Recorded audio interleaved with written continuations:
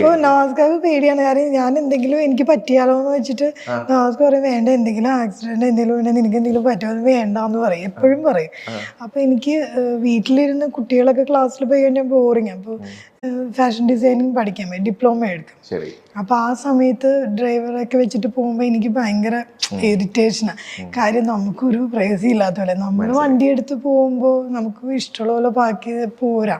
ഇത് ഒരാളെ വെയിറ്റ് ചെയ്യണം, കഴിയുമ്പോൾ ആളെ വിളിക്കണം. അപ്പൊ എനിക്ക് ഭയങ്കര, ഞാൻ നവാസ്ക ഭയങ്കര ബോറിംഗ് ആന്ന് പറഞ്ഞു. അപ്പൊ നവാസ്ക പറഞ്ഞു എന്നാ പിന്നെ അങ്ങനെ വണ്ടി എടുത്തു തന്നത്. നവാസ്കയുടെ വണ്ടി തോടിക്കല, അതിപ്പോഴും വലിയ വണ്ടി ഉപയോഗിക്കുന്നത്. പിന്നെ അത് മാത്രമല്ല, ഇനി ചെറുതായിട്ടൊക്കെ തട്ടിയാലും മുട്ടിയാലും കുഴപ്പമില്ലാത്ത വണ്ടിയാണ് നമ്മൾ ആദ്യം പരീക്ഷിക്കാൻ കൊടുത്തത്.